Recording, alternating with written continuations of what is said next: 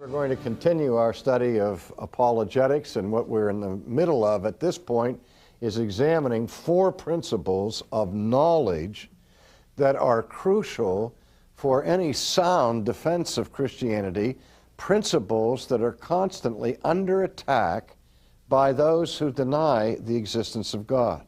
And so far we've isolated four of those, what I call non-negotiable principles, that are necessary to human knowledge, number one, and also principles that are assumed by all people and also assumed in the pages of sacred Scripture. And the four that we've isolated, I remind you, are the necessity of the law of non-contradiction, second, the law of causality, third, the basic reliability of sense perception, and fourth, the analogical use of language. And already we've looked at the law of non-contradiction, and you recall I said that people certainly can deny the law of non-contradiction and its validity, and people do that, and they do it frequently. But what I pointed out was that all denials of the law of non-contradiction are forced and temporary, because it's impossible to live, to even survive for 24 hours if you consistently deny the validity of the law of non-contradiction. You can't drive your car to an intersection, see a Big Mac truck coming down the highway and say to yourself, "Self, there's a truck there and not there at the same time and in the same relationship." There, though you may with your lips deny the validity of the law of contradiction, you apply pressure on the brake because you know you can't survive in that contradictory world. Well, let's move on now today to the second principle, which is the principle of causality. And the principle of causality is one that was used in a formidable way throughout the history of Western theoretical thought to argue for the existence of God by reasoning from the appearance of this world back to an adequate or sufficient cause that would explain this world or this universe. And so thinkers in the Middle Ages and down even beyond that reasoned from a causal base back to God as the first cause. In fact, we go all the way back to Aristotle, who argued that God is the first cause because things require a cause. Now, however, since the Enlightenment, since the 18th century, considerable skepticism has emerged against the law of cause and effect, or the law of causality. If, for example, you've read Bertrand Russell's little booklet, Why I Am Not a Christian, he gives his own personal testimony of his pilgrimage with respect to theism. He said, as a boy growing up, he was deeply impressed by the argument for the existence of God that was based upon the need for a first cause, based upon the law of causality. And so, as a young boy, he embraced the idea of the existence of God until he read an essay written by the philosopher John Stuart Mill, who raised this basic objection against causal thinking. Mill said it this way: if everything requires a cause, then manifestly God would require a cause. And whoever caused God would require a cause. So that you can't reason back to God on the basis of the principle that everything must have a cause. Now, when Bertrand Russell read that essay at age 17, he said it was an epiphany for him, and he realized that the law of cause and effect would not lead you to the conclusion of a first cause, but would lead you on an endless regress that would get you in the final analysis not to God, but nowhere. And so He, therefore, denied the utility of arguing for the existence of God on the basis of the law of cause and effect. Now let me just respond to that very briefly and very simply, that here's one of those classic examples where Homer nods. John Stuart Mill was unarguably a brilliant philosopher, very well trained in logic and skilled in analytical thought and cognition, who made a fundamental, foundational error in his thinking with respect to causality. The primary error was an error in definition. He assumed that the definition of the law of causality is simply everything must have a cause. Now, if that indeed were the classical law of causality, then his criticism of causal reasoning back to a first cause would be valid. Let me put it in simple terms. I heard the story of two little boys that were having a discussion. And the first little boy said to the second little boy, "Where did the trees come from?" And his friend said, "God made the trees." And then he said, "Well, where did the flowers come from?" And his friend said, "God made the flowers." Then his friend said, "Well, where did you come from?" And he said, "God made me." And then his buddy said, "Well, who made God?" And his partner said, "God made himself." Now, I remember also my mother telling me that when I was about 3 years old, I asked our minister, "Who made God?" And my minister was super impressed by that and told my mother, "You know, you have a child prodigy on your hands here, and this boy is going to grow up to be a theologian or a philosopher or something like that." And my mother was fond of telling me that when I was pursuing a career in theology. She said, "I always knew you were going to do that because the minister told us that when you were 3 years old." And I said, "Mom, let me tell you something." She said, "What?" I said, "Every 3-year-old kid asks that question. Where does God come from?" I mean, that's as normal a question as any child can ever ask. It doesn't show any particular insight on my part at 3 years old or at 10 years old. I said, however, we somehow stop and say, boy, that little kid is profound when he says, who made God? And he says, God made himself. No, no, no, no, no. Even God can't make himself. And the point is, we don't have to have an antecedent cause for God. God, as Aristotle rightly understood, is an uncaused cause. And you don't have to provide a cause for an eternal being, as we will see in the course of this study. But just now, by way of shorthand, let me just say that the error is in the definition. The law of causality has never said that everything has to have a cause. Rather, the law of causality, stated properly, says every effect must have an antecedent cause. Every effect must have an antecedent cause. Now, had John Stuart Mill been working with that definition of causality, he would never have gotten himself into the mess he did and never would have led Bertrand Russell astray into that morass of confusion, which, by the way, that principle that Bertrand Russell, as brilliant as he was, adopted at age 17, he maintained till the day he died. That error continued in his thinking. Because the definition of the law of causality, again, is not that everything must have an effect, because if everything had to have an effect, had to have a cause, God indeed would have to have a cause. But the law simply says every effect must have a cause. And if we could find something that is not an effect, that is something that has the power of being within itself and is from eternity, obviously that being would not be an effect.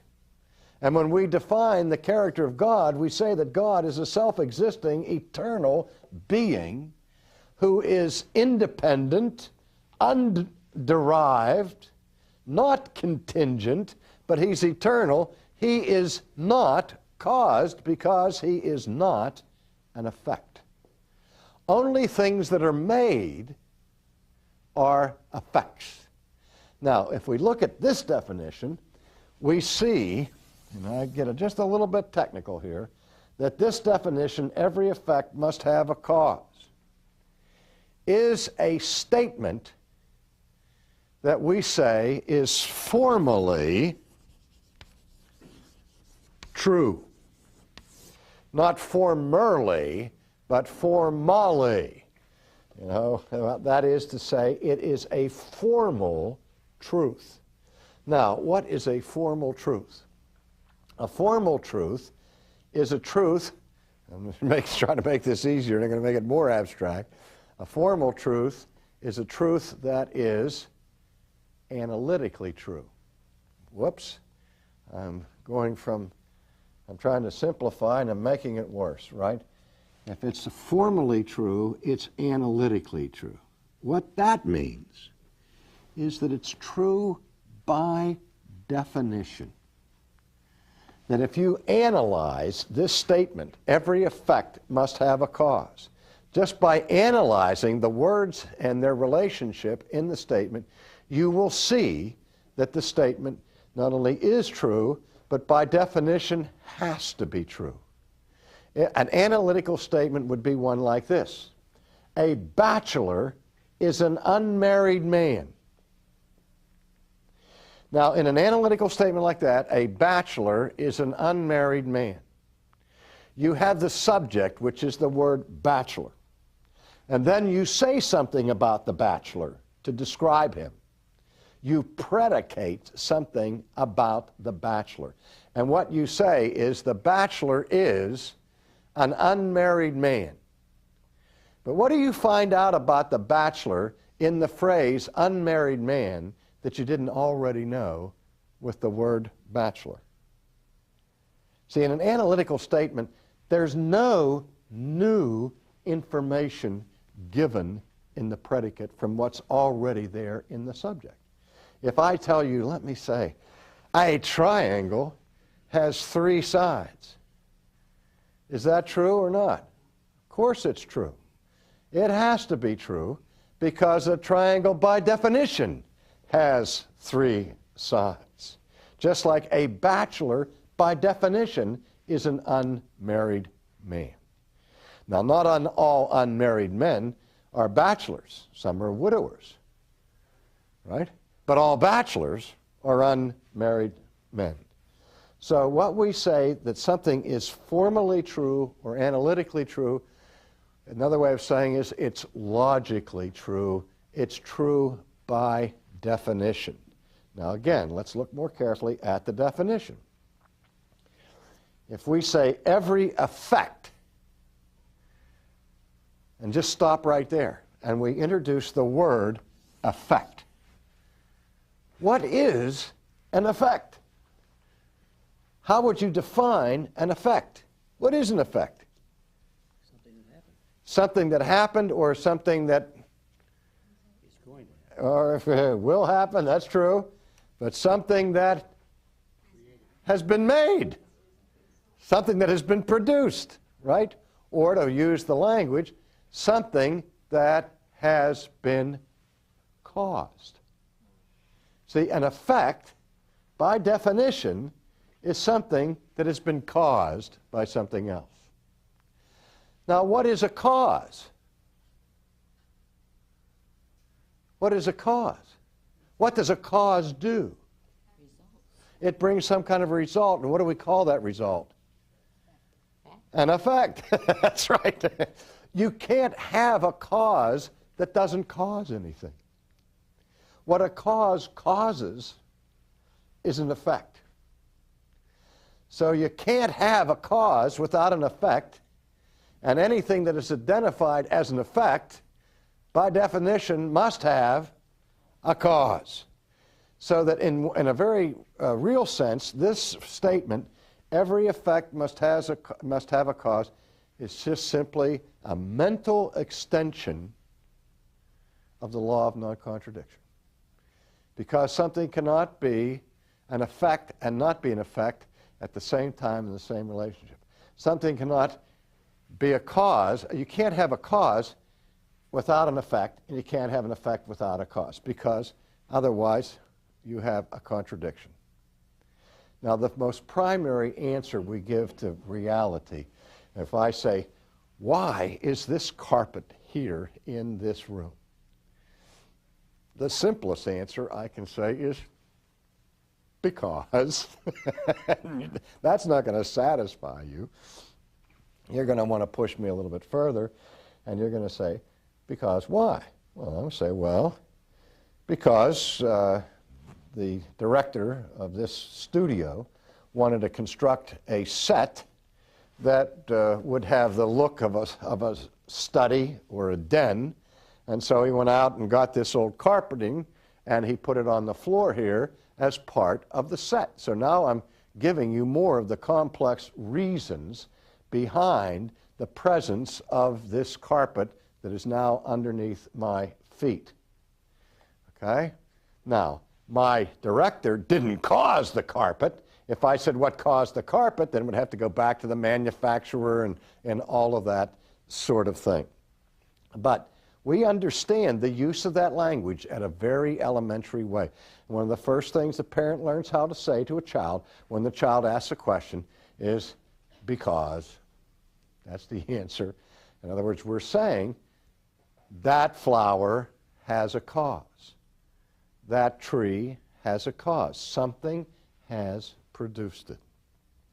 Because we also understand that something cannot come out of nothing. Now, again, I'm going to ask you to put your thinking caps on, because I'm going to do some close work with your minds here. When I say this is a formal principle, we're saying that it doesn't teach us anything directly about reality. It doesn't tell us that there are causes out there in the real world. It doesn't tell us that there are effects out there in the real world. Maybe everything in the world is eternal and uncaused. I don't believe that that's the case, but I'm saying hypothetically. We're sitting here in this room, and I'm saying there's all kinds of things outside of this room. There are cars and trucks and planes and bees and trees and all the rest. And I can say this to you for sure, that if any or all of those things that I've just listed, trucks and trees and cars and all of that, are effects, then we know for sure that they have what? Causes. Now, maybe they are not effects, but the principle is, the logical principle is, if something is an effect, it must have what? It must have a cause. So that if you can establish that something is indeed an effect, then you have established that it must have some kind of antecedent cause. Several years ago, when we produced our book on classical apologetics, and it was reviewed by scholars around about the country, one scholar who was a philosopher made one criticism, one substantive criticism of the arguments set forth in that book. And he was criticizing me, and he said, I'll never forget it, he said, the problem with Sproul. Now, I'm not going to give you people the opportunity to fill in the blank there. What he said was, he was referring just to this book, not to my whole life, but he was saying that the problem with Sproul in this book is that Sproul will not allow for an uncaused effect. That was his criticism. Now, my basic rule of thumb is that if I see one of my books criticized in a review, I never bother to get engaged in a debate or a discussion with the reviewer. I just, that's their job, is to review it, and whatever they say, that's fine. I'm not going to argue with them. But this one I couldn't pass up. So I wrote to the philosopher a nice letter, and I said, you indicated in your review that the one problem that you had with my book was that I wouldn't allow for an uncaused effect. And I said, mea culpa. You're right. I won't allow for an uncaused effect. But I thought that my obstinate refusal to not allow for uncaused effects was a virtue, not a vice. Now, I would be happy to allow for an uncaused effect if you would take the trouble to write to me one example anywhere in the universe of an uncaused effect. And of course, I'm still waiting for his response, because I know, and he knows upon a moment's reflection, that you can't possibly have an uncaused effect, because an effect, by definition, is something that has an antecedent cause. But that's only one of the reasons why an avalanche of doubt has been leveled against traditional causal thinking. The other reason, which we will explore in our next session, is the critical analysis of causality that was launched by the British empirical philosopher David Hume. David Hume's watershed critique of causality has led many thinkers after him to believe that David Hume demolished causality altogether. And in our next session, I'm going to examine that analysis of Hume and the assumption that goes with it, that he, in his critical fashion, demolished the whole arguments of and the whole law of causality, which I'm going to, I hope, prove to you that he did not at all. But again, let me just recapitulate that denials of the law of causality are frequently found in those who argue against classical theism, who want to avoid the enormous power of causal thought that drives people to give a sufficient cause for effects that we recognize to be effects.